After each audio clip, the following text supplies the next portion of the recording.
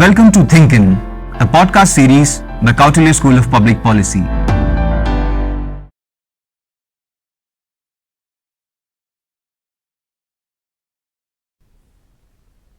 बस चढ़ा ही रहा था एक और चादर मज़ार पर, बस चढ़ा ही रहा था एक और चादर मज़ार पर कि नज़र बाहर कांपते एक फ़कीर पर पड़ गई। कभी फुर्सत मिले तो बैठना, दुनिया के बारे में कुछ बातें करनी है। दुनिया बदलना चाहते हो, सुधार क्यों नहीं लेते? These moving lines have been penned by our guest for today. As a person who has transitioned from fashion technology to public policy, it is an immense honor for me to do this podcast with none other than Mr. Anshu Gupta. Mr. Anshu Gupta is a disruptive reformer, also known as the Clothing Man of India. He was the founder of Goonj, where he began using clothes as a means to revolution. His work has won many accolades. He is an Ashoka and Schwab Fellow from 2004. In 2012, Forbes magazine listed Mr. Gupta as one of India's most powerful rural entrepreneurs. He was awarded the prestigious Ramon Magsaysay Award in 2015. Namaste, sir. Namaste. Welcome to Think In podcast. Namaste. So, sir, it is really a pleasure talking to you today. तो आज हम बात करेंगे आपके सफ़र के बारे में. So, while researching about this, I found that you chose clothes as a means. And since I have graduated myself from National Institute of Fashion Technology, it garnered my attention. And one of the parallels that I can draw is कि महात्मा गांधी ने आज़ादी के वक्त clothes का use किया था to garner mass attention and as a symbol. So I think you are doing the same thing. So would you tell us how you transitioned from a person who was pursuing media to a role where you chose kapda as your means of revolution? So, of course, do not have any background in doing this. Okay, and now although it is 24 years, we are almost 1,500 people as an organization all across. और जब आप एक किसी honest middle class से आते हो तो बहुत सारी चीज़ें ज़िंदगी में देखते हो.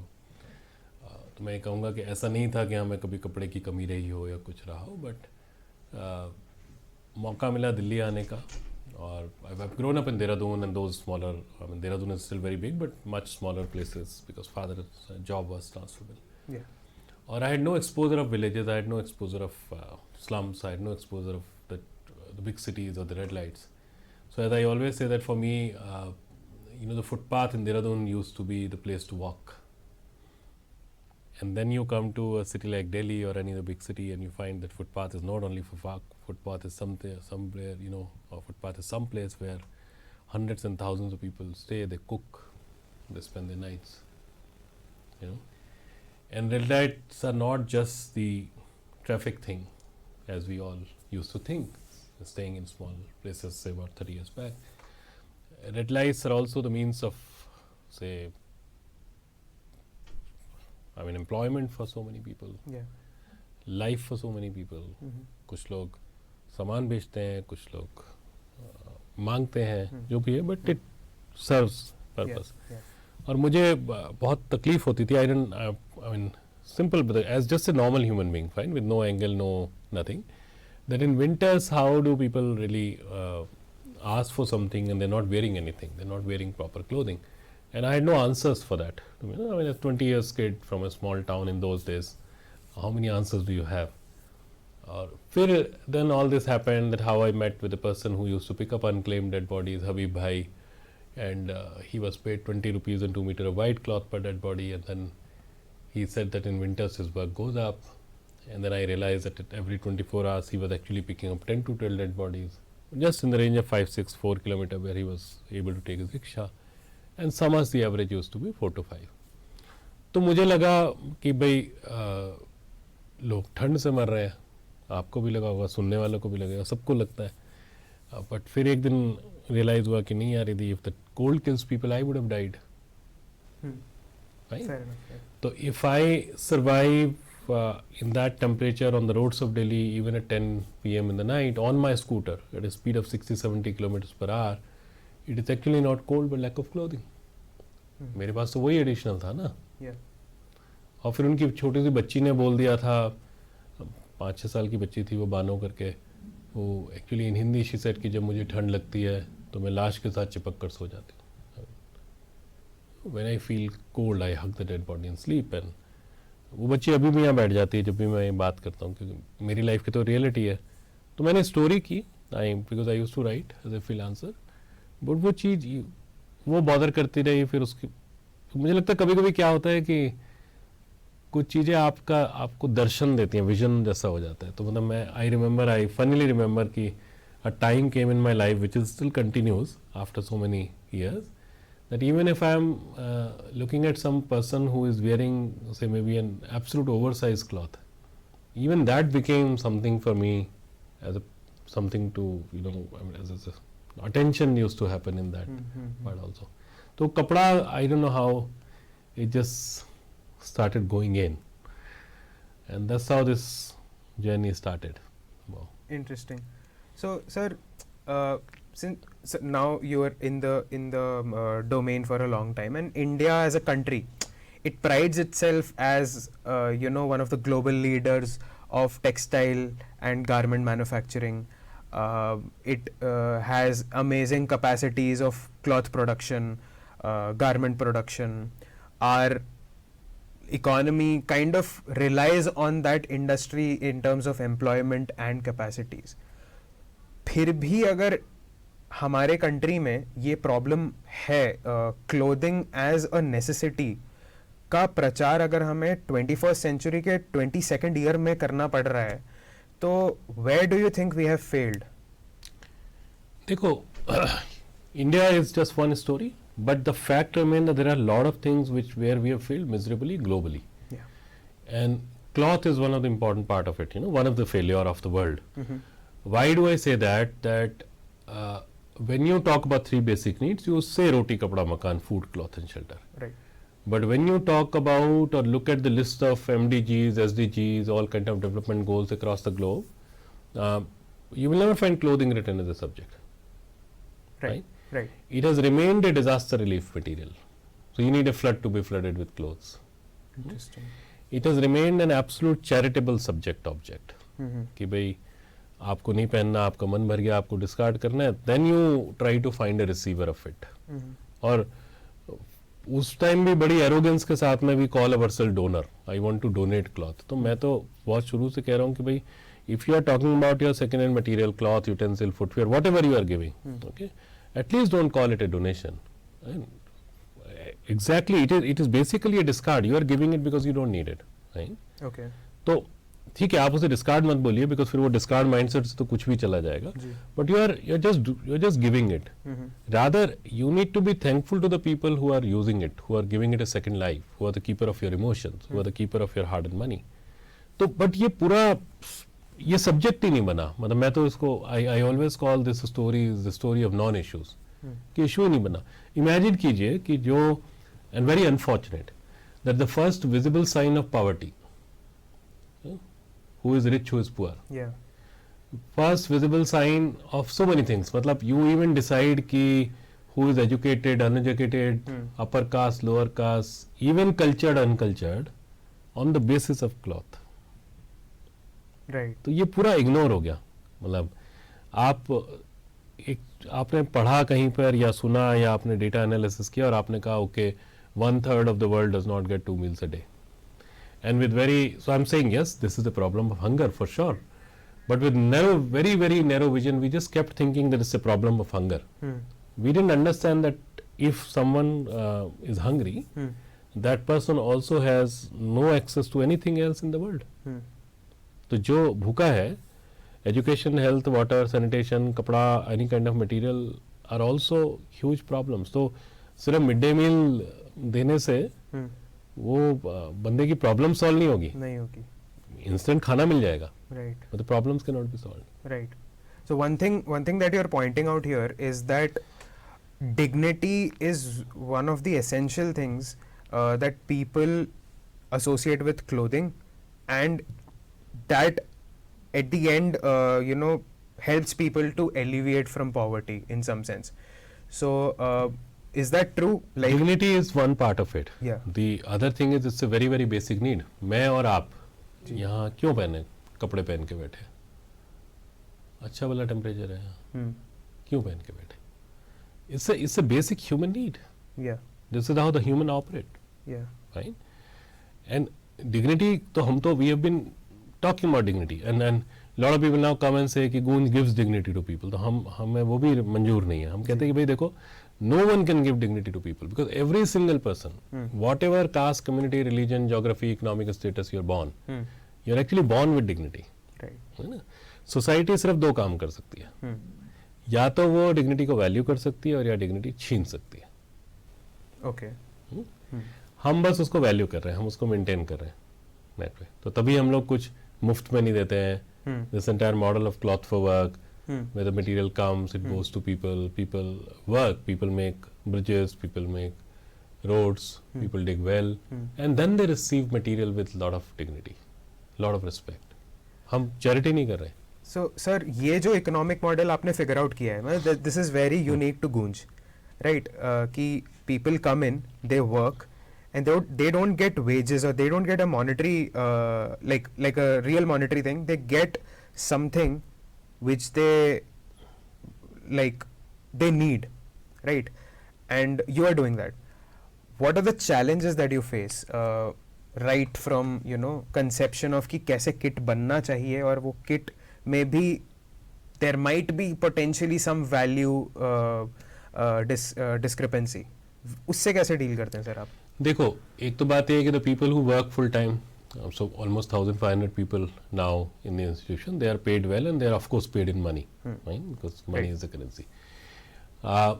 It is about the people where we go in hundreds and thousands of villages where we work with these lakhs and millions of people. उनका ये है कि they have different avenues to earn money wherever they have, and then for some days they also earn material, right? And more important is that if you give a trouser to someone and go tomorrow and say कि भाई ये तो मेरा है, the person will say हाँ आपका है, it's yours.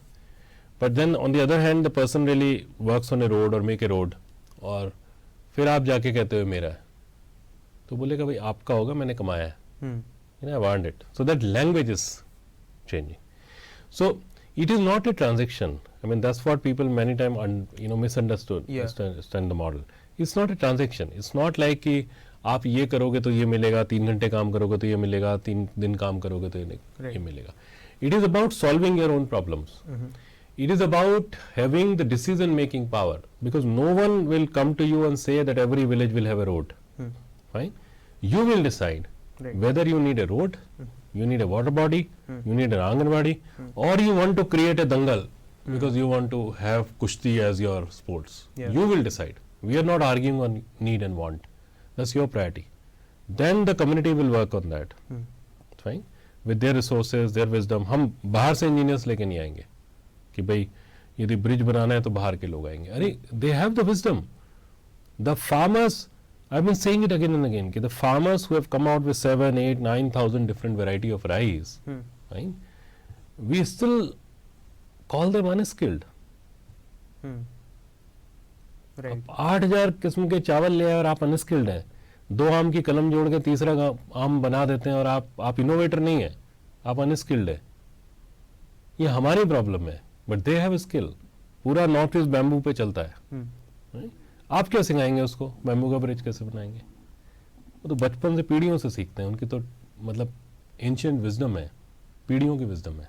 Right. तो हम तो यार देखो कुछ नया नहीं कर रहे. हम तो हर एक उस चीज को जो इस दुनिया का, इस देश का एसेट था, हम बस उसको वैल्यू कर रहे हैं. तो barter economy has been an asset of this country, this world. तो हमारी barter economy we have been able to revive, क्योंकि एक तरफ आपकी अर्बन अंडर यूटिलाइज मटेरियल है, दूसरी तरफ आपके पास ग्रास रूट की विजडम है. तो एक वो रिवाइव हो गई. आखिरी इंसान के हाथ में ताकत जानी चाहिए, वो चली गई, क्योंकि वो डिसीजन मेकर है. जो इंसान जो है, जैसा है, आपको उसको वैसा वैल्यू करना चाहिए. हम वही वैल्यू करते हैं। तो जब हम कुआं खोदते हैं हम तो नहीं कहते कि भाई जिसको कुआं खोदना है आ जाओ। अरे भाई 6 लोगों को खोदना आता है, बाकी को पत्थर लगाना आता है, कुछ को मिट्टी निकालना आता है, तो that's the community will do it on its own. दूसरा, चैरिटी नहीं कर रहे हैं, किसी को मुफ्त में कुछ नहीं जा रहा है, तो there is no sense of entitlement, there is a sense of achievement. And when you make it you maintain it, so the maintenance cost is very low. आपने ब्रिज बनाया, उसमें से कोई बैम्बू निकला, यदि किसी ठेकेदार के लिए बनाया होगा तो शायद आप अटेंशन पे ना करें, बट आपने तो खुद बनाया, अपने लिए बनाया, तो यदि इतना सा भी टूटेगा तो कोई आके रिपेयर कर देगा। तो इससे completely different game and culture which is fortunately happening at scale now. So the maintenance, that's very interesting because community level पे problems conceive भी हो रही हैं, problems solve भी हो रही हैं, and they are being rewarded in some sense, and they have a belongingness to that particular Absolutely. innovation as well. Absolutely. That's very interesting. So you talked about Goonj being a positive virus in one of the interviews with Richa ma'am. So it has no boundaries, and it has multiple expanses, and like that's how social entrepreneurs work, right? That's how social innovations happen. But if I were to ask you, like 10 years from now, how will Goonj transform itself and solve problems of the rural, peri-urban spaces of India? देखो, very interestingly हम I think Covid के phase में positive virus became a very very negative and very डरावना चीज़, but हम अपने को अभी भी पॉजिटिव वायरस बोलते हैं, क्योंकि वायरस का एक नाउ आई कांट से खूबसूरती and all because we have seen such tragic and worst phase, but for sure there is no geography, there is no boundary, there is no religion, there is no caste, there is no community, there is no like a particular problem, right? Because हम तो problem solve ही नहीं कर रहे ना, public अपनी problem खुद solve कर रही है। हम तो कैटलिस्ट हैं, हम तो नज करते हैं, Right. हम तो एक बेसिक कॉन्वर्सेशंस करते हैं, बेसिक रिसोर्सेज लेके आते हैं उस पूरे प्रोसेस में। और हम तो हम सिर्फ रूरल की बात नहीं कर रहे, हम अर्बन की भी बात कर रहे हैं। हम अर्बन को कह रहे हैं कि भाई ये जो एक तो तुम्हारा इस your responsibility to be a part of it, fine. दूसरा जो आपका ये मतलब मैं I was just picking up this data of last 7-8 years and the data says almost 45 million kgs of material, which is about 4.5 crore kgs of material, and larger part of it is the second hand material, Yeah. right? बाकी ration वगैरह है Covid की वजह से काफ़ी, but larger part of it. अब आप सोचिए इसमें से आधे से ज़्यादा मटेरियल लैंडफिल में जाता, Right. आधे से ज़्यादा मटेरियल अपनी ज़िंदगी पूरे किए बगैर मर जाता, राइट? तो मेरा एक कुर्ता है, अब ये मैंने कुछ टाइम यूज़ किया तो इसने एक सिटी की लाइफ एंजॉय की, अभी अपना गांव की हवा ले, मस्ती मारे, यू नो, वहाँ के पानी में धुले, मतलब हम तो we started imagining everything as a living being, Yeah. Right? हमने कहा आप तुम गांव की ज़िंदगी जियो और 2 डिफरेंट इकोनॉमीज़ की प्रॉब्लम सॉल्व करोगे अल्टीमेटली, उसके बाद कहीं जाके तुम रिसाइकिल और उसमें जाओगे। तो आपने क्या किया कि basically extended the life cycle, you are talking about the optimum utilization of everything. Right. So it has huge impact on economy, it has huge impact on say landfills, and now the new buzzword called circular economy. Yeah. It is a step ahead of that because we are not saying that you redo everything, okay? First you do the optimum utilization, then you convert it into products. So it is a bit of extension of that, Right. in that process. Right. And it is solving problems at various levels. It is solving the problem of cities, it is solving the problem of villages. और ये जितने भी ideas होते हैं, और क्योंकि अब ये सिर्फ आइडिया लेवल पर नहीं है, इसमें 24 साल की एविडेंस है और हज़ारों की तादाद में एविडेंस है। So the only way to look up से if we see our future, the only way is that this needs to be copied brutally and this need to be replicated, you know, थोड़े ध्यान से, जिससे कि पूरा model चला जाए। So even in Max's speech in way back in 2015, I have actually said that we are giving you a copyright to copy our idea. Yeah. और इसमें जो भी हम लोगों ने गलतियाँ की होंगी, क्योंकि हम भाई नई जर्नी थी हमारी, जानबूझ के तो नहीं की होगी गलती, बट हो ही गई होगी, और मे भी कुछ ऐसी चीज़ें जो अब चेंज हो गई हैं वक्त के साथ में, और मे बी हम अडेप्ट नहीं कर पाए। So if different communities, different geographies, different you know across the globe, not only in India, if they just take up the idea and the ideology, practically हो सकता है कि बहुत सारे लोगों के पास हमसे बेहतर सोल्यूशन हो, they might have a better solution. तो हम अपना फ्यूचर जो अगले 10 साल is too big for us. Yeah. In the next couple of years itself, we want to see lots and lots of replication and lots of copying of idea. और वो हो रहा है. मतलब आज से कुछ साल पहले तक कपड़े पे कोई बात नहीं करता था. आप if you know Delhi winters used to be so harsh and there was hardly any conversation. आज की टाइम में अक्टूबर onwards मतलब रेडियो से लेके न्यूज़पेपर से लेके RWA से लेके सब कैंपेन करने लगते हैं. और बहुत बार हमारी जरूरत ही नहीं होती वहाँ पर because people have taken it up as an idea. Right. या नॉन डिजास्टर कलेक्शन कैंप्स होने लगे हैं. अदरवाइज कलेक्शन कैंप्स किसी भी चीज के लिए सिर्फ डिजास्टर में होते थे. So that is the culture which is changing and that is something where we need to work more. Yes. You know and which is because हम कभी इसको गूंज को लेके नहीं करते क्योंकि मेरी लाइफ में भी गूंज इज नॉट ए डेस्टिनेशन. गूंज is a journey. It's a journey. Nice.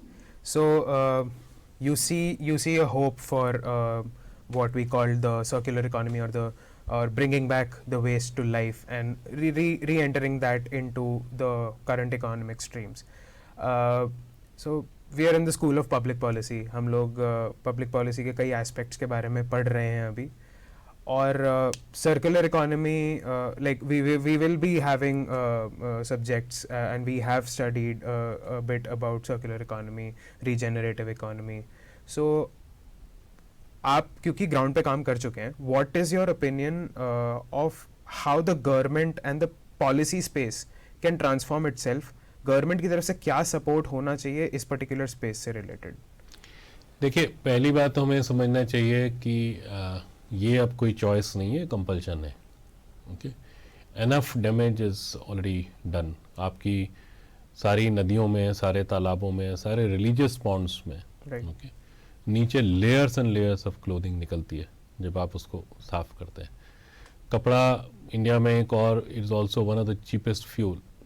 तो आप सीमेंट इंडस्ट्री में, ब्रिक में जैगरी बनाते हैं, गुड़ बनाते हैं, उस सब में आप अनफॉर्चुनेटली कपड़ा जला रहे हैं. तो जब आप बहुत सारे जहाँ गुड़ बन रहा होता है और आपको बहुत फाउल स्मेल आती है, आपको लगता है कि ये शीरे की स्मेल है. वो शीरा नहीं है, वो आपके प्लास्टिक के बटन और जिप भी हैं, यू नो, और वो सिंथेटिक कपड़ा भी है दैट वे. तो अब ये बहुत अलार्मिंग स्टेज पे है. और हमने तो अपने आप को टेक्सटाइल तक लिमिटेड नहीं रखा है, right, because textile is not the only wastage. आज की डेट में मतलब our work is like literally cloth, utensil, footwear to door, windows and old pipe fitting to wash basin. Anything and everything can find new life. Right. And anything and everything has a right to finish its life cycle. Yeah. I think तो हमारे जितनी भी policies बन रही हैं, एक तो policy से पहले बहुत सारी कॉन्वर्सेशंस जरूरी हैं क्योंकि बहुत सारे लोगों के लिए रूल बनाने की ज़रूरत नहीं है क्योंकि वो यदि वो मोटिवेट हो जाते हैं या उसमें वैल्यू सिस्टम देखते हैं. और उसके बाद we have to be very careful and very mindful when we do this. You need a policy framework. It needs to be somewhere a manufacturer responsibility also to some extent. You need to really be very mindful and careful about municipalities, about Right. people who collect, Right. you know, about the taxation on that. मतलब आप इतनी बार ऐसा होता है कि आपने 4 different बिन लगाए हुए हैं म्यूनसिपलिटी में जी. और आप यहाँ पर तो रेजिडेंट कर रहे हैं कि भाई आपने गीला कचरा इधर, सूखा इधर, ये इधर, वो इधर, और फिर वो बाद में जाके आप सारे के सारे एक ट्रक में डाल देते हैं. जी. और हमें ये नहीं समझ आ रहा है कि लैंडफिल क्या है. लैंड है ही कितना अल्टीमेटली दुनिया में, सब तो पानी है. जी. तो जिसको आप लैंडफिल कह रहे हो वो भी तो वाटर का ही हिस्सा है. इंटरेस्टिंग. आप यदि कुल मिला के तो लार्जर चीज में देखेंगे, मतलब हमें तो बहुत सारे लोग कहते हैं ना सेव द प्लानेट. हम कहते हैं भाई प्लानेट को क्या सेव करोगे, प्लानेट तो अपने आप इवॉल्व हो रहा है. तुम जो भी कर रहे हो अपने लिए कर रहे हो. जी. You don't save the planet, you actually save yourself by doing all this. Right. Planet तो इवॉल्व हो रहा है ना, प्लानेट को क्या फर्क पड़ रहा है. मतलब यदि आप खुले तौर पे देखो, पीपल माइट एग्री डिसएग्री, या बट वो तो इवॉल्व हो रहा है ना अपने आप. आप रहते हो उसमें, आप उसको भोगते हो, you make use of it.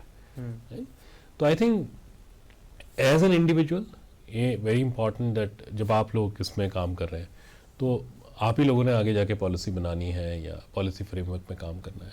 तो मैं तो अभी उतनी ज़्यादा मैं गवर्नमेंट की बात नहीं करता जितना मैं इंडिविजुअल्स की बात करता हूँ कि जब आप अवेयर ही नहीं है, जब आप समझ ही नहीं रहे हैं कि प्लास्टिक रिप्लेस की जा सकती है किसी कपड़े के झोले से। करेक्ट। जब आप अवेयर ही नहीं है कि 5 लीटर की जगह 4 लीटर में भी काम हो सकता है। ये तो हमारे जैसे लोगों की इंडिविजुअल अवेयरनेस सबसे बड़ी चीज है। Then only we will be able to, I mean the people who are well informed will create well informed policy work ना। राइट। तो इसलिए मैं मतलब ठीक है, हमारे लेवल पे हम लोगों को हम बात करते हैं, हम गवर्नमेंट से भी बात करते हैं कि क्या क्या होना चाहिए, और सर्कुलर इकोनॉमी पे बहुत सारी चीज़ें आ भी रही हैं।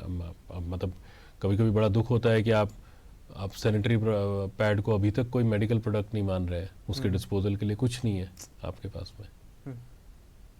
और वो जो भी लॉबी काम करती हैं क्या करती हैं वो तो खैर we all know how it operates, but I am sure that if me and you are say very responsible and aware citizen, whatever we create in our life will have those practical aspects. Right.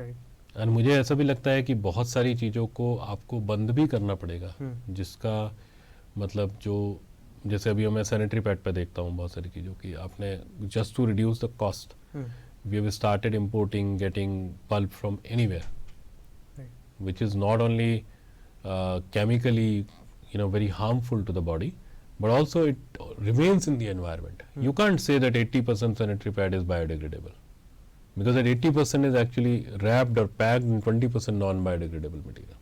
Yeah. So it's just a eye wash, just a green wash. Oh, very interesting. So just one last thought I would want you to share with. So 2nd October को आपने दान Utsav launch किया, it's the joy of giving. So आप उसके बारे में कुछ बताना चाहते हैं? तो ये कॉन्सेप्ट कुछ लोगों ने मिलके मतलब it was Venkat who and many friends started many years back then, and the whole idea was to develop a festival of giving, right? तो मैं फंडामेंटली बहुत अगेंस्ट हूँ दान उत्सव वर्ड के, but of course majority democracy में जो कहेगी वो होता है। तो इसीलिए हमारे कैंपेन में we still keep the joy of giving thing alive, because मुझे तो लगता ही नहीं कि ये सब दान है। तो बट एनीवे आइडिया ये था कि भाई let's develop a festival of giving and sharing which is not limited to say money and material only. So if you have time, you give time. If you are a poet and if you're a reader and you can spend a week or a few days with some people who want to listen to certain things, who are going through certain isolation, मतलब जैसे इतने सारे care giving centres होते हैं और वहाँ पे बिल्कुल अलग नीड होती है। तो maybe as a student you might feel कि यार ना तो मेरे पास पैसा है ना कुछ है, मैं तो स्टूडेंट हूँ, मैं क्या कर सकता हूँ, मेरे पास तो कुछ है ही नहीं, मैं दे नहीं सकता, but you want to give, right? You want to share, so you have your talent, you sing well, people just want to hear that music, they have no access to that music. दूसरा ये नहीं कि जो so called rich होंगे financially वही कर सकते हैं। तो जैसे हमारे यहाँ बहुत सारे एग्जाम्पल्स है, like I remember how Chennai auto guys they started collecting money and then they were feeding one meal every day to hundreds of homeless people or on the people on the road. तो ये जो पूरा misconception है कि only a particular so-called class can do the good work or can give, we also wanted to break that misconception. We are saying that every single individual has the capacity. कोई श्रमदान कर सकता है, कोई सामान कर सकता है, कोई टैलेंट कर सकता है, कोई पैसा कर सकता है। मतलब ये बड़ा और सबसे बड़ा जो वॉलंटियरिज्म होता है वो तो हिंदुस्तान के गाँव में होता है। बिल्कुल। और जब शहरों में बैठ के हम वॉलंटियर की कल्पना करते हैं तो मेरे जैसे और आपके जैसे कपड़े पहनने वाले लोग की करते हैं। वी डोंट अंडरस्टैंड कि सबसे बड़े श्रमदान तो वहाँ होते हैं, इतने बड़े बड़े जलसे, इतनी बड़ी बड़ी सभाएं, इतने बड़े बड़े काम वहाँ पे हो जाते हैं। तो बस we wanted to just change this narrative and fortunately it is picking up very well, people are participating and एक हफ्ता लोगों को याद रहता है कि कुछ करना है। जी, great. So just one last piece of advice for upcoming social entrepreneurs like me and my peers. कुछ आप शेयर करना चाहेंगे कि हमें क्या दिमाग में रखना चाहिए, क्योंकि हम उस जर्नी में घुस चुके हैं, तो क्या चीज़ें हमें दिमाग में रखनी चाहिए? देखो, एक तो ये है कि सोशल एंटरप्रेन्योर इसलिए नहीं बनना चाहिए क्योंकि आपको बनना है। अच्छा। मतलब ये बड़ी कई बार मैं देखता हूँ इस चीज़ को, just for the sake of it there is no fun. There are two things which derive life in my opinion, is either you are passionate about something or you are bothered with something, है ना? तो आपके लिए वो cause बनता है life का, जैसे शायद हमारे लिए भी बना होगा। एक तो वो बहुत ज़रूरी है। दूसरा, it's not about social entrepreneur and all, it's about socially conscious and then doing something. Right. तो आप चाहे उसे एक एंटरप्रेन्योर की तरह करें, चाहे आप एक एक्टिविस्ट की तरह करें, चाहे आप एक रिफॉर्मर की तरह करें, बात सब बराबर है, as long as you are taking people as a stakeholder, right. as long as you are not using the demeaning words like donor and beneficiary। क्योंकि मैं बहुत बार ये बोलता हूँ कि समाज को इस बात का तो जवाब देना पड़ेगा ना कि यदि मैं टाइम देता हूँ और तो मैं डोनर हूँ और कम्युनिटी टाइम दे रही है तो वो बेनिफिशरी है, राइट। यदि मैं स्किल लगा रहा हूँ तो मैं डोनर हूँ, कम्युनिटी स्किल लगा रही है तो वो तब भी बेनिफिशरी है। तो ये दोगलापन है क्यों? बिल्कुल। आप यदि सामने वाले को एक स्टेक होल्डर लेके चलते हैं तो you have I mean, much greater number of brains and much greater number of hands. That's what all of us in this space need to understand. Right. And the second thing is कि बहुत सारी चीज़ें हैं जो दिखती हैं, और मैं हमेशा कहता हूँ कि look beyond see invisible, थोड़ा अंदर जाके देखिए। तो यदि आपको सिटी की प्रॉब्लम सॉल्व करनी है तो आपको गांव में जाके काम करना पड़ेगा। अच्छा। Because it's up to us whether we want to treat malaria or we want to kill the mosquito. Wow, that's a very interesting thought. तो यदि आपको विमेन हेल्थ के इश्यूज सॉल्व करने तो may be a piece of cloth or anything as a sanitary pad might solve so many health issues of women. अभी हम लोग क्या कर रहे हैं कि हम लोग वो मलेरिया वाली बात कर रहे हैं, हम कुछ दिखता है हम उस पर काम करते हैं, बहुत सारी चीज़ें जो दिख नहीं रही हैं हम लोगों को उस पर जाना चाहिए। क्योंकि द गुड पार्ट इज़ कि सोशल एंटरप्रेन्योरशिप में आपका वो purpose is not making profits and all that kind of thing. You don't, one of the definition for me, मतलब सोशल एंटरप्रेन्योर की तो बहुत डेफिनेशन, मेरी अपनी डेफिनेशन है। मैं हमेशा कहता हूँ कि the difference is that social entrepreneur doesn't create needs, या it fulfills need, unlike most of the business entrepreneur. Right. So we'll conclude this conversation, sir. It was really nice talking to you. I'll just take, अब मैं आपकी इजाज़त चाहूँगा आप ही की पंक्तियों से ये conversation को end करने का। So this is a poem penned by Anshu sir. So it goes like, सुनो तुम अब गांव में ही बस जाना, दो सूखी रोटी खाना पर वापस ना जाना। हम तुम्हें दीनहीन गरीब बेचारा कहते हैं ना, खुद घरों में घुसकर तुम्हें सड़कों पर भूखा पैदल छोड़ते हैं ना, बस तुम वापस ना आना।